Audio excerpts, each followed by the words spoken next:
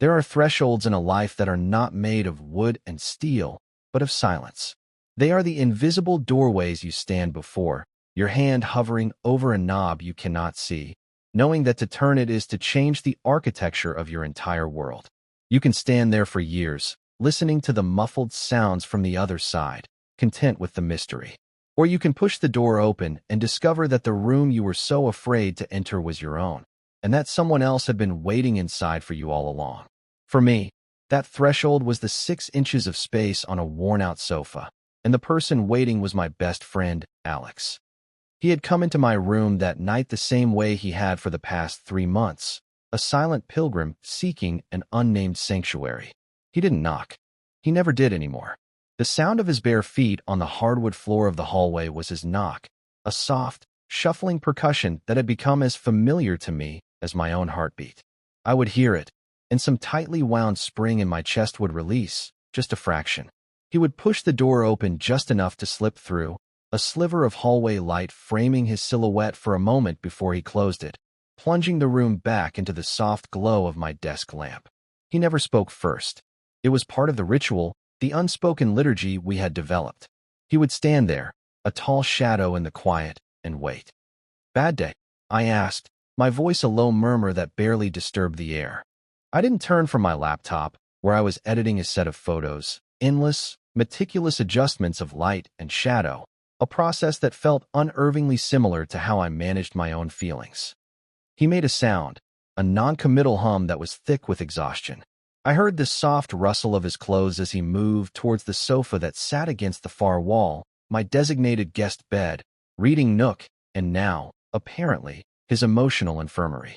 The springs gave a familiar, weary sigh as he sank into them. I kept my eyes on the screen, on the curve of a windswept dune against a bruised twilight sky, but my entire awareness had shifted. It was a magnetic pull, a reorientation of my senses. I was no longer in the photograph. I was in the room, acutely, painfully aware of him. I could feel the weight of his presence, the specific gravity of his unhappiness. It was a dense, quiet thing that filled the space between us. I saved my work and closed the laptop. The click was unnaturally loud in the silence. I swiveled my chair to face him. He was lying on his side, facing the back of the sofa, his knees drawn up slightly. He was still wearing the clothes he'd worn to work, a pair of dark jeans and a gray Henley that stretched across the broad, solid line of his back. Even in the dim light, I could see the tension in his shoulders, the way they were hunched forward as if bracing against a cold wind I couldn't feel. He looked like a ship that had been battered by a storm, finally having limped its way into a quiet harbor, its sails torn, its hull groaning. My room was his harbor, and I suppose, was the lighthouse keeper, a solitary observer watching him come in from the turbulent sea, never quite sure if I was guiding him to safety or just documenting his slow, inevitable wreckage. This was the moment of choice, the invisible doorknob. I could stay in my chair, a safe distance away. I could offer him a blanket, a glass of water, more empty words. I could maintain the carefully constructed boundary of our friendship, a line drawn in sand that he seemed determined to wash away with each new tide of his sadness. Or I could cross the room. I could close the distance. I could sit on the edge of the sofa behind him, and in doing so, agree to participate in this fragile, terrifying new language we were inventing, a language of proximity and shared silence, where everything important was said without making a sound. My heart hammered against my ribs, a frantic, trapped bird. Every night he came, and every night I faced this choice. And every night, for 87 nights, I had chosen to cross the room. To understand the weight of those 87 steps, you would have to understand the 4 years that came before them. You would have to know that Alex was, for all intents and purposes, the sun around which my quiet, satellite life orbited. We met in college, a cliché of opposites. He was the charming, effortlessly social software engineering student who seemed to collect friends like other people collected stamps. I was the quiet photography major, more comfortable with the mechanical click of a shutter than with conversation, happier documenting the party from its periphery than being at its center. We were assigned as roommates in our junior year, a stroke of administrative chance that felt, in retrospect, like a quiet act of fate. I remember the day he moved in. I had already been there for a week, My side of the room a testament to my personality. Neatly stacked books on photography theory, a single, stark black and white print of a lone tree on my wall, my camera bag tucked carefully under my bed. My space was ordered, contained, monochrome. Then Alex arrived like a weather front, all color and noise and chaotic energy. He burst through the door with a precarious stack of boxes, a wide, easy grin on his face, and two friends trailing in his wake, laughing at a joke he'd just told. He dropped the boxes with a theatrical groan, surveyed my Spartan setup, and his grin widened. "Well," he'd said, his voice filling the room. "Looks like I'm the messy one." He stuck out a hand. "I'm Alex." His grip was firm, warm, and brief. I think I managed to say my name, Leo, but the word felt small and thin in the vibrant air he'd brought in with him. His side of the room quickly became a reflection of his own universe. A tangle of charging cables and tech gadgets, a rotating cast of brightly colored running shoes, a signed jersey from some soccer player I didn't recognize tacked to the wall. It was a space of motion, of connection to an outside world I mostly observed. And yet, somehow, our two opposing territories didn't clash. They balanced. His chaos never spilled over into my order, and my quiet seemed to offer a strange kind of anchor to his restlessness. We found a rhythm. He would come in late at night, buzzing from a study session or a night out with friends, and find me awake, bathed in the red glow of the darkroom I'd jury-rigged in our closet or the white light of my laptop. He would tell me about his day, the frustrations of a buggy code, the drama of his friend group, the plans for the weekend. And I would listen. Listening to Alex was like listening to music. It wasn't always about the specific lyrics, the details of the story he was telling. It was about the melody, the cadence of his voice, the rise and fall of his enthusiasm, the sudden, quiet pauses that revealed more than his words ever could. I became a student of his particular sound. I learned the subtle shift in tone that meant he was stressed about an exam, the almost imperceptible tremor that signaled he was talking about something that truly mattered, the easy, rolling laughter that meant he was genuinely happy. I was a quiet observer, and he was the most captivating subject I had ever found. I never photographed him, not really. It felt too overt, too much like a confession. To capture his image felt like claiming a piece of him, and I knew I had no right. Instead, I collected moments. The way the late afternoon sun would catch the gold flecks in his brown eyes as he stood by the window. The absent-minded way he'd run a hand through his thick, dark hair when he was concentrating. The small, contented sigh he'd let out after his first sip of coffee in the morning. These were my photographs, taken only with my mind, developed in the darkroom of my memory. The ache began so gradually I almost didn't notice it. It started as a quiet hum of admiration, the simple pleasure of having a good friend. But it deepened, slowly, over months and years, into something more resonant, a low, persistent chord of longing that vibrated just beneath the surface of our friendship. It was in the way my breath would catch when he'd clap me on the shoulder, the way my skin would tingle where his arm brushed against mine as we sat on the sofa watching a movie. It was in the pang of a strange, nameless jealousy I felt whenever he talked about a date. He had a girlfriend for most of the time I knew him in college, Sarah, a bright, bubbly girl who was a perfect match for his energy. I liked her truly. She was kind and she made him happy. But whenever I saw them together, a quiet, selfish part of me felt like I was looking at a beautiful photograph that was just slightly out of focus. Something was not quite right, but I was the only one who seemed to see it. I built walls. Thick, sturdy, well-maintained walls around that feeling. I told myself that our friendship was a rare and precious thing, a delicate ecosystem that could be destroyed by the introduction of a single, foreign element. My feelings were that element. To confess them would be an act of vandalism, a betrayal of the easy trust he had given me. So I became a master of emotional architecture. I built corridors and false doors, rooms where I could lock away the truth. On the outside, I was Leo, his quiet, dependable, platonic friend. The reliable guy, the good listener, the one who was always there. Inside, I was a mess of unexpressed feelings, a cartographer obsessively mapping the terrain of his every mood, his every gesture, searching for a sign that I knew I would never find, because I was the only one on the expedition. After graduation, we decided to get an apartment together. It made sense. He had a consulting job that would have him traveling frequently, and I was starting a freelance photography career, which meant my income was unpredictable. Sharing the rent was practical. Logical. That's what we told ourselves. But for me, it was something else. It was a refusal to let go of the strange, comforting gravity of his presence. Even when he was gone for weeks at a time, just knowing his room was down the hall, that his things were there, that he would eventually return, it was an anchor. His departures were a low, humming ache of absence. His returns, a quiet, soaring relief. He would come home, drop his bags, and find me, and that easy grin would flash, and he'd say, "Leo, man, it's good to be home," and for a few hours, the walls inside me would feel a little less necessary. For 2 years, this was our life. A comfortable, stable orbit. I dated occasionally, lukewarm encounters that only ever served to highlight the intensity of what I felt for Alex. He and Sarah continued their long-distance relationship, a series of scheduled phone calls and weekend visits that seemed, from my vantage point, to be more about maintenance than passion. He never complained, but I could hear the strain in his voice sometimes, a quiet weariness that he tried to cover with talk of his next trip or a new project at work. I watched him, and I waited, without knowing what I was waiting for. I simply continued my quiet observation, my secret curation of moments, convinced that this was all it would ever be. And I had made my peace with that. Or so I told myself. A peace built on the shaky foundation of denial, destined to collapse. The collapse began on a Tuesday in October.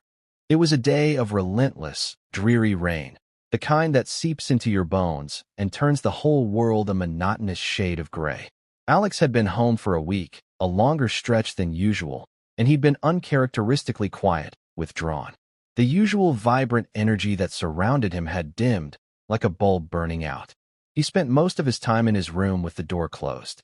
The sound of his voice, when I heard it, was a low, tense murmur on the phone with Sarah. I didn't pry. I just made sure there was fresh coffee in the pot and left him to his storm. That evening, I was in the living room, trying to lose myself in a book, but the oppressive silence of the apartment was too loud. The only sound was the drumming of the rain against the window panes. Around 10 o'clock, his bedroom door opened. I didn't look up from my book, but I tracked his movements by sound. The soft footfalls on the rug, the creak of the floorboard by the kitchen entrance, the clink of a glass being taken from the cupboard, the rush of water from the tap. He didn't go back to his room. He came into the living room and stood by the edge of the sofa, just out of my peripheral vision. I could feel him there, a column of misery. Finally, I lowered my book. He was just standing there, holding a glass of water, staring at the floor. His face was pale, his eyes red-rimmed. He looked hollowed out. "She ended it," he said. His voice was flat, devoid of all its usual music. It was just a dead, empty sound. "Alex," I started, but I had no idea what to say. "I'm sorry" felt like a cheap, useless phrase. He shook his head, a tiny, jerky movement. "It's for the best. We both knew it. It hasn't been right." For a long time, he took a shaky breath. I thought it would feel different. I thought I'd feel relieved. Or sad, at least. I just feel nothing. Just empty. He looked at me then, and his eyes were full of a terrifying, raw bewilderment. He looked like a man who had been navigating by a familiar star his whole life, only to look up and find it had vanished from the sky, leaving him adrift in an endless, featureless dark. "It's okay not to know how to feel," I said, my voice softer than I intended. He just nodded, but the nod was unconvincing. He looked around the living room as if seeing it for the first time, as if he was a stranger here. His gaze was restless, searching for something to hold on to. Then he left, walking back to his room without another word, leaving me alone with the sound of the rain and the echo of his emptiness. That night, I heard something I had never heard before. I heard him cry. It wasn't loud, just a muffled, broken sound coming through the wall that separated our rooms. It was the sound of a carefully constructed world falling apart, and every sob felt like a tremor in my own foundation, because his pain was a physical thing I could feel in my own chest, a heavy, suffocating weight. I lay in my bed, staring at the ceiling, my hands clenched into fists at my sides, fighting the overwhelming, useless urge to go to him, to break down his door, and what? What could I possibly do? I was the quiet observer, the lighthouse keeper. I wasn't supposed to leave my post. The next day, he acted as if nothing had happened. He was a little quieter, a little more subdued, but he went through the motions of our morning routine. He made coffee, asked about my work, talked about a project he was starting. It was a masterful performance of normalcy, a carefully reconstructed facade. But I could see the cracks. I could see the exhaustion behind his eyes, the slight tremor in his hand as he lifted his mug. He was holding himself together with sheer force of will, and I could almost hear the strain of the effort. That night was the first night, the first of the 87. He had gone to his room after dinner, and I had retreated to mine. I was working, or pretending to, when I heard the shuffle of his feet in the hall. It was a sound I'd heard 1,000 times, but this time it was different. Slower, more hesitant, and it stopped outside my door. For a full minute, there was only silence. I held my breath. I could feel his presence on the other side of that thin piece of wood, a palpable field of indecision. Then, the doorknob turned, slowly, and the door opened a crack. He stood in the doorway, a silhouette against the dim light of the hall. He was wearing a t-shirt and pajama pants, and he was hugging a pillow to his chest like a shield. "Can't sleep," he mumbled, his voice rough. It wasn't a question, but it was. It was 100 questions rolled into 2 words. "Can I come in? Can I stay here? Can you fix this?" My heart did a slow, painful lurch. This was new territory. Uncharted. My carefully drawn maps were useless here. "Yeah," I said, my own voice tight. "Me neither." He slipped inside, closing the door behind him, and the ritual began. He didn't say anything else. He just crossed to the sofa, lay down, and pulled the pillow over his head, a small, desperate attempt at building a fortress against the world. I stayed in my chair, my back to him, and pretended to work. The air in the room was thick with unspoken things. His grief, his loneliness, my terror, my hope. It was a suffocating, intoxicating atmosphere. An hour passed. 2. The sound of his breathing evened out, deepening into the slow, steady rhythm of sleep. Only then did I allow myself to turn and look at him. In sleep, the facade had crumbled. His face was slack with exhaustion, and there was a vulnerability there that he never showed when he was awake. It was a raw, unguarded honesty that made my chest ache. He looked lost, and he had come to my room to be lost in. And so the ritual was born. It became our new normal, this strange, nocturnal migration. He would try to sleep in his own bed, but the emptiness of his room, a space once punctuated by Sarah's calls and visits, had become a source of torment. The silence, he told me one night in a rare moment of verbal clarity, was too loud. So he would come to mine. My room was smaller, filled with the comforting clutter of my life. Books, cameras, prints tacked to the wall. It was a space that was unequivocally mine, and for some reason, that made it safe for him.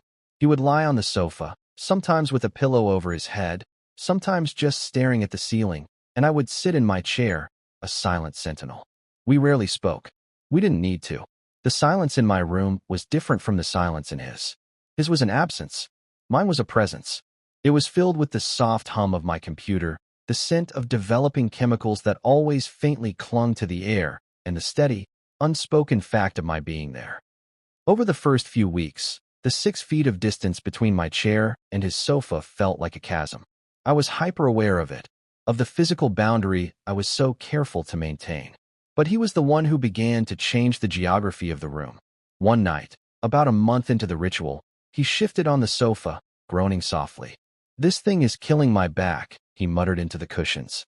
"It's not exactly a Tempur-Pedic," I replied, trying for a lightness I didn't feel. He was quiet for a moment. Then, "Your chair looks more comfortable." It was a joke. It had to be. But the hopeful, questioning tone in his voice was unmistakable. I took a breath. "It's not." "Yeah, but you're in it," he said, so quietly I almost didn't hear him. The words hung in the air between us, shimmering with a meaning I was terrified to touch. My heart felt like it was going to beat its way out of my chest. He wasn't talking about the chair. He was talking about proximity. He was asking, in his indirect, Alex way, to close the distance. The next night, he didn't go to the sofa right away. He lingered by my desk, watching me edit a photo. "What's that one?" he asked, his voice low. "The coast, from last spring," I said. "The cliffs near Bixby Bridge." He leaned closer, his arm brushing against my shoulder. A jolt, electric and warm, shot through me. I froze. He didn't pull away. He just stood there, his warmth seeping into my side, and stared at the screen. "It's beautiful," he said. "The way you see things. It's like you find the quietest part of a place and you make it the loudest thing in the picture." No one had ever understood my photography like that. No one had ever articulated the very thing I was always trying to do. I couldn't speak. I just nodded, my throat tight. He stayed there for another minute, a silent, warm presence at my back, before finally retreating to the sofa. But the space between us had been irrevocably altered. A bridge had been built across the chasm. The real shift, the one that led to the 87th night and the choice I was now facing, happened a week later. It was a Friday. He'd had a terrible week at work, a high-pressure project with an impossible deadline. He came home looking frayed, utterly depleted. He skipped dinner and went straight to his room. I thought perhaps the ritual was ending, that he was finally finding his footing again. A part of me was relieved. A much larger, more honest part was devastated. But around midnight, my door opened. He looked worse than I had ever seen him. His face was ashen, and he was trembling slightly. "Hey," I said, my voice full of a concern I didn't try to hide. "You okay?"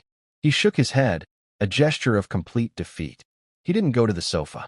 He walked over to me, to my chair, and just stood there, looking down at me. "Leo," he whispered, and his voice broke on my name. It was the sound of a man at the absolute end of his rope. And then he did something that shattered the last of my carefully constructed walls. He sank to his knees in the small space between my chair and the desk, folded himself down, and rested his forehead against my knees. I stopped breathing. The world tilted on its axis. His hair was soft against the rough denim of my jeans. I could feel the tremors running through his body. He wasn't crying, not really. He was just broken, and he had brought the pieces to me. My first instinct was pure animal panic. This was too close, too real.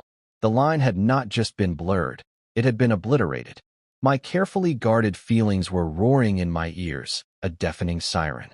But then I looked down at the top of his head, at the way his broad shoulders slumped in surrender, and the panic was replaced by an overwhelming wave of something else. A fierce, painful tenderness. He was trusting me with his collapse. He was trusting me not to run. Slowly, hesitantly, I lifted my hand. It trembled.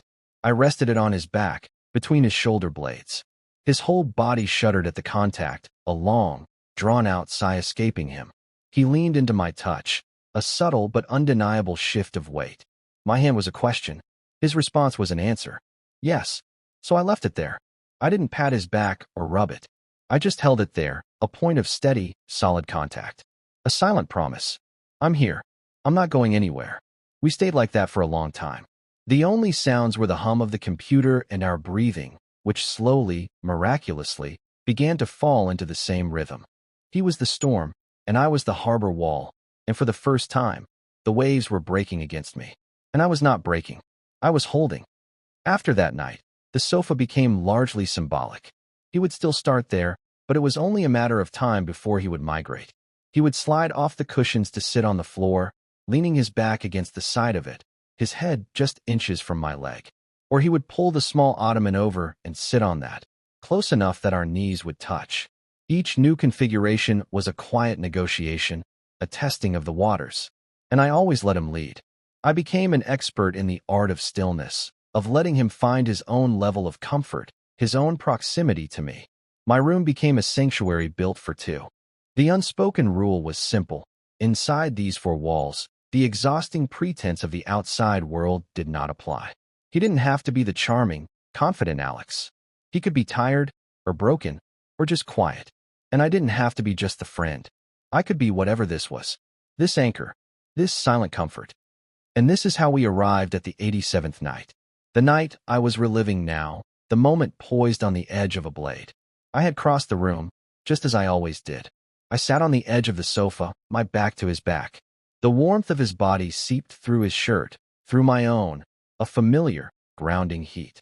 For a while, we just sat like that, two solitary figures sharing a small island of quiet in the vast, dark ocean of the night. The tension in his shoulders began to ease, the rigid line of his spine softening. "Thanks, Leo," he murmured, his voice muffled by the cushions. "Anytime," I whispered back to the wall. The air was thick with everything we had built, this fragile, intricate structure of unspoken need and silent support. And I knew, with a sudden, terrifying certainty, that it was no longer enough. The structure was groaning under the weight of what it was being asked to hold. My own feelings, so long suppressed, were beating against the walls of my chest, demanding to be seen. This ritual, which had started as his lifeline, had become my own private, exquisite torture. It was a gift, this closeness, but it was a gift that was slowly breaking my heart, because I wanted more than the safety of the harbor. I wanted to be the destination. He shifted behind me, turning over. I felt the movement, the rustle of fabric, the change in the heat against my back. Now he was facing me. I didn't turn. I couldn't. I kept my eyes fixed on a crack in the plaster on the far wall, focusing on it as if it were the most important thing in the world. I could feel his gaze on my back. It was a physical weight. "Leo," he said. His voice was different, clearer. The exhaustion was still there, but it was threaded with something else. Something new. Hesitation. I swallowed. Yeah. There was a long pause. I could hear the clock on my desk ticking, each second a tiny hammer blow against the silence. "Come on, Alex. Say something. Say anything. Or say nothing. Let's just stay here forever, in this unbearable, perfect stillness." "Can you stay?" he asked. The words were so soft, they were almost part of the silence itself. But I heard them. Of course, I heard them. They went through me like an electric current. It was the stupidest question he could possibly ask. I was already here. I wasn't going anywhere. But I knew what he was asking. He wasn't asking me to stay in the room. He was asking me to turn around. He was asking me to close the final, infinitesimal distance between us. He was asking me to stop being his sentinel and start being his something else. This was the threshold, the invisible door. My hand was on the knob. All the carefully constructed walls, all the years of self-denial, all the fear of ruining the one thing in my life that felt truly solid. It was all there, screaming at me to stand up, to make a joke, to retreat to the safety of my chair, to keep the boundary intact. But then I thought of his face when he told me Sarah had left him, the hollow bewilderment in his eyes. I thought of the muffled sound of his sobs through the wall. I thought of his forehead pressed against my knees, the complete and total surrender in that gesture. He hadn't just been seeking comfort. He had been seeking it from me. He had walked past a dozen other friends, a dozen other rooms, and he had stopped at my door, night after night. He had chosen me, even if he didn't know why. I took a breath that felt like it was my first one in years. And I turned. He was lying on his side, propped up on one elbow, the dim light from my desk lamp carving his face out of the shadows. His eyes were wide, and in their depths, I saw a mirror of my own terror, my own hope. The question was still there, hanging in the space between us. I answered it not with words, but with motion.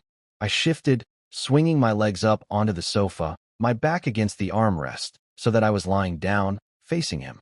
The sofa was small, and we were suddenly, impossibly close. Our knees were touching. I could feel the warmth of his breath on my face. The world narrowed to this single, charged space. The city outside, the rain, the past, the future, it all dissolved. There was only the sound of his breathing and the frantic, wild beating of my own heart. His eyes searched mine, and I let him look. For the first time, I didn't hide.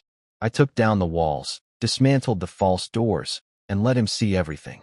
The years of quiet longing, the ache of our friendship, the terrifying, soaring hope that was flooding me now. I let him see it all. I saw the recognition dawn in his eyes, the slow, dawning comprehension. It wasn't confusion. It was discovery, like a man finding a word for a feeling he'd had his whole life, but had never been able to name. He lifted his free hand, the one he wasn't leaning on, and his fingers hovered in the air just inches from my cheek. It was the same hesitation I had felt when I first touched his back, the same trembling uncertainty. He was asking for permission. I closed the final distance myself. I leaned my head forward just a fraction of an inch, pressing my cheek into his palm. His hand was warm, a little calloused from the gym. He let out a shaky breath, a sound of pure relief, and his fingers curled gently, cupping my jaw. His thumb stroked my cheekbone, a slow, deliberate, questioning touch. It was the most articulate sentence he had ever spoken to me. "Leo," he whispered again, but this time my name wasn't broken. It was a discovery, a prayer. And then he leaned in, and the 87 nights of waiting, The 4 years of silence, the lifetime of longing, all coalesced into a single, breathtaking point of contact. His lips met mine. It wasn't a kiss of passion, not of demand or of certainty. It was a question. It was tentative, soft, and profoundly uncertain. It was a kiss that tasted of exhaustion and loneliness and the faintest, most fragile glimmer of hope. It was a confession whispered from one soul to another in the quietest room in the world. I answered his question by kissing him back, by pouring all the unsaid words, all the secret photographs, all the guarded tenderness of the last 4 years into that one simple gesture. It was a kiss that said, yes. Finally, yes. When we broke apart, we didn't move. He kept his hand on my face, his thumb stroking my jaw, his eyes searching mine. The terror was gone from his expression, replaced by a look of profound, quiet wonder. He looked like he had just woken up from a long, confusing dream. "Oh," he said, his voice a breath of sound. "It's you." It was the most beautiful thing anyone had ever said to me. It wasn't a declaration of love, not an explanation. It was a recognition, an arrival. "It's you. It had always been you. I just didn't know it." I thought that would be it. I thought that was the end of the story, the moment the credits would roll. The crossing of the threshold, the opening of the door. I believed, in my naivety, that a confession that profound, a moment that honest, was an unbreakable thing. I thought we had invented a new language and that we were now fluent. I was wrong. The most difficult part of learning a new language isn't the first word. It's the conversation that follows. The morning after was awkward, a word that felt wholly insufficient to describe the strange, charged space we now inhabited. We woke up on the sofa, tangled together in a way that had felt so natural, so right, in the dim light of my desk lamp. But in the clear, unforgiving light of morning, it felt complicated. He woke up first. I felt him stiffen, a sudden tension in the arm that was draped over my waist. He carefully, quietly, extracted himself from the sofa, from my room, without a word. I lay there, pretending to be asleep, my heart sinking with every soft footstep he took down the hall. The door to his own room clicked shut, and the sound was like a gunshot in the quiet apartment. He avoided me. For 3 days, he avoided me. It was a masterful, painful performance. He left for the gym before I was awake. He came home late, after I had already retreated to my room for the night. When we did pass in the hallway or the kitchen, he wouldn't meet my eye. He would offer a tight, forced smile and a mumbled hey. His attention already fixed on something else, something far away. He was a ghost in our own home. The vibrant, warm presence that had filled my space for months was gone, replaced by a cold, anxious phantom. And the silence, our beautiful, honest silence, had returned. But it was no longer a comfort. It was an accusation. My room felt enormous, empty. The sofa was just a sofa again. My desk chair was just a chair. They were objects, stripped of their shared meaning. The ritual was broken. He didn't come to my door. The hallway outside remained silent. The nights were the worst. I would lie awake, staring at my door, listening for the shuffle of his feet, a sound I now ached for with a physical intensity. But it never came. The silence from his room was absolute. It was no longer the silence of a man in pain. It was the silence of a man in hiding. My tenderness curdled into hurt, then into a slow-burning anger. How could he do this? How could he open that door, look inside, see what was there, and then slam it shut in my face? How could he initiate something so profound and then pretend it never happened? I replayed the kiss, his words, over and over in my mind, searching for a flaw, a misinterpretation. "It's you." Had I imagined the wonder in his voice? Had I projected my own feelings onto him, shaping his exhaustion and loneliness into a love that wasn't there? The quiet observer in me, the part that was so used to doubt, began to scream that I had been a fool, that I had mistaken a moment of desperate comfort for a moment of genuine connection. On the 4th day, I couldn't take it anymore.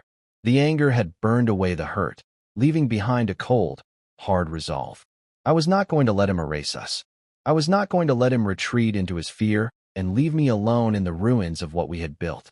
I waited for him to come home. When I heard his key in the lock, I went into the living room and stood there, my arms crossed, waiting for him. He walked in, saw me, and froze. The familiar, hunted look was back in his eyes.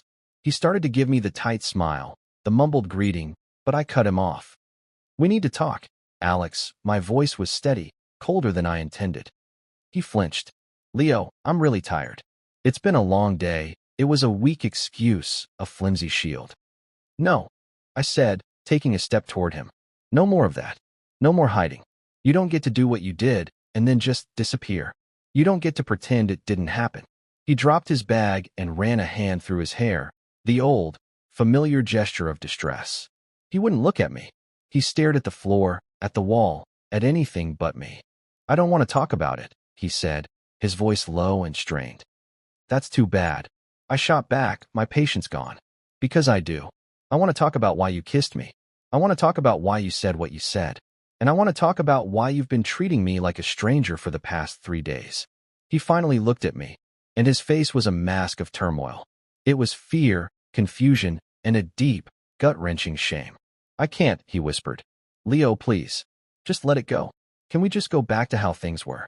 The question was a physical blow. Go back. I asked, my voice incredulous. Go back to what? To me pretending I'm not in love with you? To you showing up at my door every night because you're too scared to be alone? There is no back, Alex. You burned that bridge. You kissed me. You said my name like you'd finally found your way home. You don't get to take that back. A tear escaped his eye and traced a path down his cheek. He didn't wipe it away. I'm sorry, he choked out. Leo, I'm so sorry. I'm so messed up. I don't know what I'm doing. Then talk to me. I pleaded, my anger finally cracking, revealing the raw hurt beneath. Stop hiding in your room and talk to me. What are you so afraid of? He shook his head, looking lost and young and utterly terrified. I don't know, he said, his voice cracking. I don't know who I am right now. Everything is confusing. And that night, it felt right. It felt more right than anything has felt in years. And that scares the hell out of me. His confession, raw and broken as it was the key. It wasn't that he didn't feel it. It was that he did. He wasn't running from me. He was running from himself. He was running from the terrifying realization that the life he thought he wanted, the person he thought he was, might not be the truth. Sarah had been his plan, his future, the star he navigated by. And when she was gone, he was lost. He had drifted into my orbit, seeking a temporary anchor, only to discover that he had found a new center of gravity. And the implications of that, the seismic shift it would require in his understanding of himself, were too much for him to face. The anger drained out of me, replaced by a vast, aching empathy. I saw him not as the man who had hurt me, but as the man who was drowning in his own fear. I closed the space between us, but I didn't touch him. Okay, I said, my voice soft again. Okay, Alex. You're scared. I get it. I'm scared too. I finally sat down on the arm of the sofa. But you're not alone in this. You weren't alone those 87 nights, and you're not alone now. But you have to stop running. Please, just sit with me. You don't have to talk about it. We don't have to talk about it at all. Just sit here, next to me. It was a new invitation. Not to my room, not to the sanctuary of the night, but here, in the middle of our shared life, in the bright light of day. It was an offer not of escape, but of presence. He stood there for a long moment, his whole body trembling with indecision. He was at a threshold again, another invisible door. He could turn and run back to the safety of his room, back to his confusion, or he could take a step forward. He took the step, and another. He came and sat on the sofa, not close, but not far either. A deliberate, intentional proximity. He didn't look at me. He just sat there, his hands clenched in his lap, and stared straight ahead. But he was there. He had stopped running. And in the quiet space of our living room, with the late afternoon sun slanting through the windows, we began the slow, difficult work of building something new. Not a secret sanctuary, not a temporary harbor, but a home. The days that followed were not a magical fix. There were no grand declarations, no sudden, cinematic resolution. Instead, it was a process, slow and painstaking, like developing a photograph in a darkroom. It was the delicate art of adjusting, of waiting, of watching an image slowly emerge from the darkness. We talked, but not about us. We talked about his work, about my latest project. We fell back into the easy rhythm of our friendship, but it was different now. There was a new awareness under the surface, a quiet hum of unspoken potential. The fear was still there, a shadow in the corner of the room, but we were no longer letting it be the only thing we saw. He started small. He'd make coffee for both of us in the morning and leave a mug on my desk. I'd save him a plate of dinner if I knew he was going to be home late. They were tiny gestures of care, the mundane, everyday bricks of a real relationship. One evening, we were watching a movie, sitting on opposite ends of the sofa, the 3 feet of space between us a silent testament to our caution. Halfway through, he shifted, and his foot brushed against mine. Neither of us pulled away. We just left them there, a small, warm point of contact in the dark. It was a question and an answer all at once. A week after our confrontation, I found him in the kitchen, staring into the open refrigerator as if it held the answers to the universe. He looked tired, but the hunted look was gone from his eyes. He looked calmer. "I told my mom," he said, without turning around. I stilled. Told her what? He closed the fridge and finally turned to face me. "About us. About this. About you." He gave a small, self-deprecating shrug. She said, "It's about time. I always liked Leo." I laughed, a real, genuine laugh that felt like breaking the surface of the water after being under for too long. She did. "Yeah," he said, and a real, genuine smile, the first I had seen in weeks, lit up his face. It was like watching the sun come out from behind the clouds. She said she knew before I did. Said she could hear it in my voice whenever I talked about you. He took a step closer. "I guess everyone knew but me." "I knew," I said softly. "Yeah," he breathed, his smile softening into something tender. "I know you did. Thank you for waiting for me to catch up." He reached out, not with hesitation this time, but with a quiet confidence, and took my hand. His fingers laced with mine, a perfect, easy fit. "I'm done running," he said. It wasn't a promise for the future. It was a statement of fact, a declaration of the present. "I am here." That night, he didn't stop at my door. He walked straight to his own. But before he went in, he turned to me. "Are you coming?" he asked. It wasn't a question born of neediness or loneliness. It was a simple, open invitation, a request for my company. I followed him into his room. It was neat, almost sterile. The ghost of Sarah had been exorcised, but nothing had taken its place. It was a blank canvas. He sat on the edge of his bed and looked at me, his hand still holding mine. He patted the space beside him. I sat down. The mattress was firmer than my sofa. The room was brighter. It was his space, his territory, and he had invited me in. He didn't kiss me. He just held my hand and started talking. He told me about his fear, about the confusion of his feelings for me growing alongside his relationship with Sarah, a quiet, subversive vine he had kept cutting back, only to have it grow stronger. He talked about the relief and terror of their breakup, the feeling of being completely untethered. He confessed that my room had been his only anchor, and that my presence had been the only thing that felt real in a world that had become abstract and confusing. "When I kissed you," he said, his gaze fixed on our joined hands, "it was like everything just clicked. All the static disappeared, and for the first time in my life, there was just this one clear sound, and it was you." And I was so terrified of what that meant, of what I would have to change, who I would have to become. I thought it meant I had to be someone else. But I'm realizing it just means I have to be me, the me that's been there all along. We didn't sleep together that night, not in the way we had on the sofa. We just lay down on top of the covers, side by side, his hand in mine, and we talked until the sun came up. We talked about everything and nothing. We filled the empty, silent spaces with words, building a new foundation, one of honesty and shared vulnerability. It was more intimate than any kiss. In the end, it turns out a threshold is not a thing you cross only once. It's a place you learn to live, a constant state of becoming. The architecture of our lives did change. The invisible door between us was gone, replaced by an open archway. We began to heal, not in the dramatic, cinematic way, but in the quiet, mundane way that real healing happens. We healed in the space between a shared cup of coffee in the morning and a hand held in the darkness of a movie theater. We healed in the easy silence that returned, no longer fraught with tension or unspoken longing, but filled with a deep, abiding peace. We learned that a home isn't a place with 4 walls and a roof. It's a presence. It's the quiet certainty that when you are lost, or broken, or just tired, there is a safe harbor waiting for you, a lighthouse in the storm. It's looking at another person and knowing, with every fiber of your being, that you have finally arrived. It was him. It had always been him. And now, we were both home.